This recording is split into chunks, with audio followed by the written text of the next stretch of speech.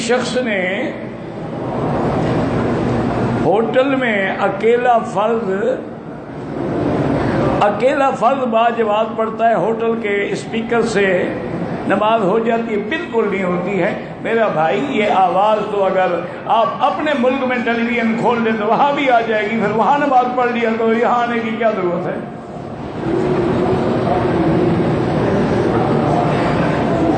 اور اب تو ماشاءاللہ اگر ٹیلی فون کھول لو گے تو اس کے ذریعے بھی آواز پہنچ جائے گی، پھر ٹیلی فون آگے رکھ لیا، اس کو امام بنا دیا، اس کے پیچھے نماز شروع کر دی۔ نماز کے لیے آواز نہیں، نماز کے لیے صفوں کا نظر آنا ضروری ہے کہ میں آپ کو دیکھ رہا ہوں، آپ اگلے کو دیکھ رہے ہیں، اگلا اگلے کو دیکھ رہا ہے۔ جب صفوں کا تنازل ایک دوسرے سے ہوگا تب نماز ہوگی۔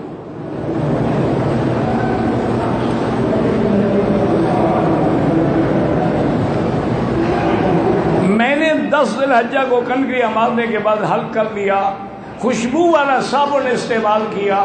میرا بھائی اگر اللہ نے پیسہ دیا ہے تو دم دے دو، کیونکہ خوشبو والا صابن تو سارے سر پہ آپ نے لگایا ہوگا نا۔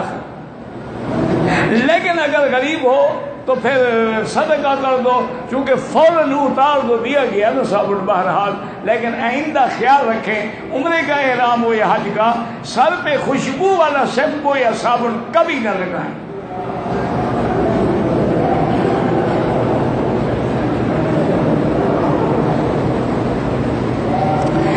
میرے والد نے حج میں عرفات جاتے ہوئے احرام کی حالت میں راستے میں درخت سے ایک ٹہنی کاٹی، 12 2-4 ریال خیرات کر دو۔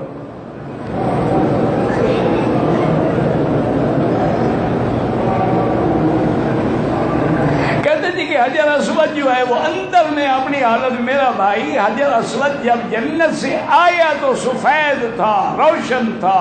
حضور فرماتے ہیں سودت خطایا بنی آدم، آدم کے بیٹے کے گناہوں نے اس کو سیاہ کر دیا ہے، اب وہ اندر سے بھی سیاہ ہے۔ اور پھر یہ ہے کہ حجر اسود تو اب پورا بھی نہیں ہے، وہ تو ٹوٹ گیا، ابھی تو صرف 10-11 ٹکڑے اس کے لگے ہوئے ہیں۔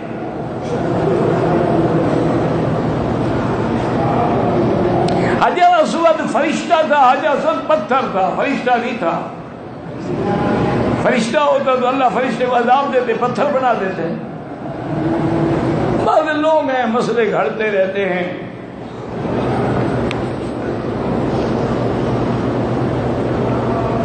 کہتے تھے کہ اگر مشرک کا ذبیحہ ہو وہ حرام ہے، کیونکہ وہ اللہ کا نام ہی نہیں لیتا۔ یہ تو قرآن کا مسئلہ ہے نا، کلوا مما ذکر اسم اللہ علیہ، اللہ کا نام لیا جائے تو حلال ہوتا ہے۔ ولا تاکلوا مما لم یذکر اسم اللہ علیہ، اور وہ ہرگز نہ کھاؤ جس پر اللہ کا نام نہ لیا جائے۔ اور خاص طور پہ جو گوشت وغیرہ باہر کے ملکوں سے آتے ہیں، اللہ عالم، ہم تو نہیں کہہ سکتے کہ صحیح معنی میں وہ ذبح کرتے ہیں، اور ویسے بھی عقل کے خلاف ہے۔ اب دیکھیں نا جی، مثلاً ایک ملک 1 لاکھ مرغی روز کی بھیجتا ہو تو 1 لاکھ مرغی کو ذبح کرنے کے لیے کتنا وقت لگے گا؟ اور اس نے وہاں کو بندے رکھے ہوئے ہیں مسلمان جو بسم اللہ اللہ اکبر پڑھ رہے ہیں، ایک ٹیپ لگا دیتے ہیں ان کو سنانے کے لیے کہ جی دیکھو ٹیپ اللہ اکبر بسم اللہ اللہ اکبر کہہ رہا ہے، اور جانور مشین ذبح کر رہی ہے، وہ تو حرام ہے۔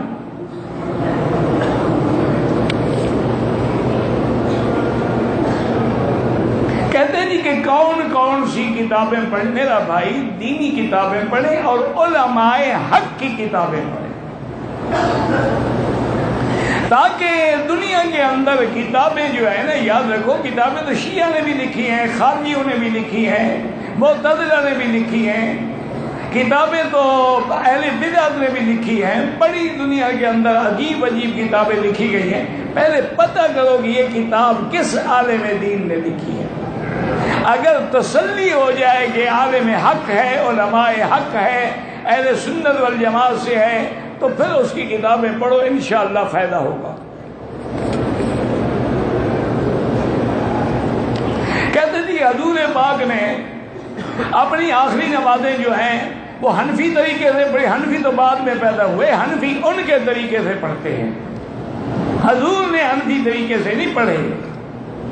یاد رکھیں کہ جتنے ائمہ ہیں ہمیشہ یاد رکھ لو سب پر حق ہے، ان کے پاس بھی دلائل ہیں احادیث سے. اور امام ابو حنیفہ رحمۃ اللہ علیہ جس انداز میں نماز پڑھتے ہیں رفع یدین نہیں کرتے آمین ایسا کہتے ہیں، اس پر بھی احادیث میں دلائل ہیں. تمام حدیث کی کتابیں دیکھ لیں، جہاں رفع یدین کرنے کا باب ہے وہاں نہ کرنے کا بھی باب.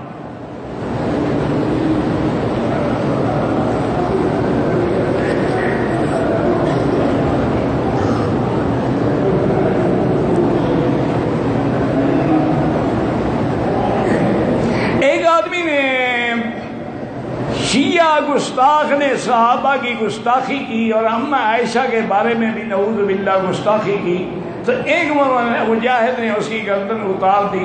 میرا بھائی دنیا میں تو قانون کا فیصلہ ہوگا، لیکن قیامت والے دن انشاءاللہ اللہ اس پر کوئی سزا نہیں رکھیں گے، کیونکہ اس نے سرکار دو عالم کے حرم کی حفاظت میں اور صحابہ کی حفاظت میں قدم اٹھایا. دنیا میں تو حکم نہیں ہے نا کہ ہم کسی کو قتل کر دیں. البتہ وہ بیچارہ ابھی مقدمے میں ہے تو اللہ پاک اس کو رہائی عطا فرمائے. اللہ تعالیٰ قادر ہے کہ اس کی رہائی کا بندوبست کر دے. ویسے آیت کریمہ جو ہے نا لا الہ الا انت سبحانک انی کنت من الظالمین، یہ کثرت سے پڑھا کرے اور اس کے رشتہ دار بھی پڑھا کریں، انشاءاللہ اللہ اس کی رہائی کا انتظام کر دیں گے. کہتے ہیں کہ بیوٹی پارلر میں جو خواتین کام کرتی ہیں، جس میں وہ آئی بروز بھی بناتی ہیں، پتہ نہیں کیا، پاپا یہ کام ہی غلط ہے ٹوٹل. اس کی آمدنی ہی حرام ہے. اس کام سے مسلمان خواتین کو دور رہنا چاہیے. یہ تو ماشاءاللہ سب سے بڑا دھوکہ ہے. عورت وہ بیوٹی پارلر سے نکلے نا معلوم ہوگا کہ 20 سال کی چھوکری ہے، اگر اس کا میک اپ اتار دو تو وہ 90 سال کی ہوتی ہے. اس سے بڑا دھوکہ بھی ہے دنیا میں کوئی. انا للہ و انا الیہ. اس کام کے قریب ہی نہ جاؤ، یہ تو کافروں کے کام ہے. اور میری بیٹی بیوٹی جو ہے وہ کریم سے یا میک اپ سے نہیں ہوتی، بیوٹی اندر ہوتی ہے، حیا سے پیدا ہوتی ہے. اسی لیے علماء عرب کا محاورہ ہے کہ زینت الجبال اللہ وزینت الرجال اللہ وزینت النساء الحیا، کہ پہاڑوں کی زینت ہے کہ پہاڑ پہ سبزہ ہو، اور مرد کی زینت ہے کہ اس کے چہرے پہ داڑھی ہو، اور عورت کی زینت ہے کہ اس میں حیا ہو. تمہارا کیا خیال ہے ساری دنیا کی حسینیں اکٹھی کرو تو بی بی فاطمہ کے جوتے کے برابر ہو سکتی ہیں؟ تو بی بی فاطمہ کس بیوٹی پارلر میں جاتی تھی؟ سیدہ عائشہ کس بیوٹی پارلر؟ ان کا پتہ بڑے سے بڑا سنگار کیا تھا، بالوں کو تیل لگا دیا، کھنگی دے دی، مسواک استعمال کر. یہ سب سے بڑا ان کا جمال تھا. لیکن بی بی عائشہ کہتی ہے کہ میں تو گویا کہ سیدہ فاطمہ پہ عاشق تھی. انہوں نے پوچھا وجہ کیا ہے؟ انہوں نے کہا کہ اس کا کھڑا ہونا، بیٹھنا، مسکرانا ایسے تھا جیسے محمد مصطفیٰ. اصل زینت میری بیٹی حیا میں ہے، بے حیائی میں کوئی زینت نہیں ہے.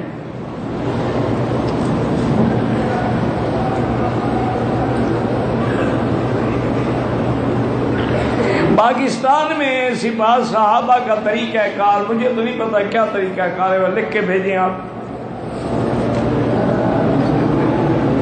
بہرحال کسی کو قتل کرنے کی اجازت نہیں ہے. اسلام اجازت نہیں دیتا ہے کہ ہم کسی کو قتل کر دیں.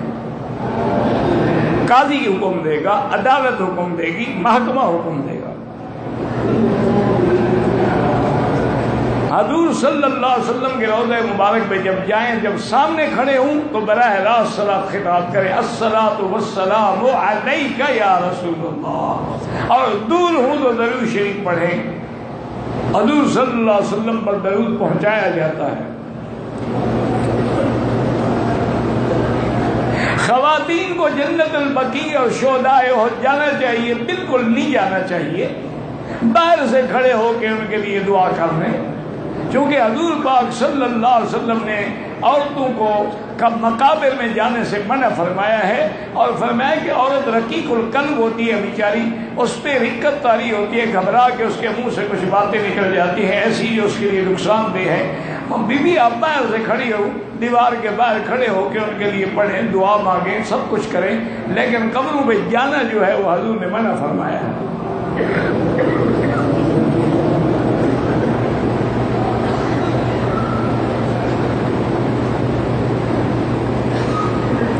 کہتے جی کہ میرا ایک بیٹا دبئی میں ہے، اس کی قربانی کے لیے میں نے پاکستان میں اپنے بیٹے کے ذمہ لگایا تھا کہ اس بھائی کی قربانی بھی کر دے، اس نے نہیں کی تو بس گناہ گار ہے، اور کیا، وہ وقت گزر گیا، اب تو قربانی نہیں ہو سکتی۔ ہر چیز کا وقت ہے۔ حضور نے فرمایا کہ اگر کوئی آدمی اپنی قربانی عید کی نماز سے پہلے کر دے تو وہ گھر والوں کے لیے گوشت تو ہے لیکن قربانی نہیں ہے۔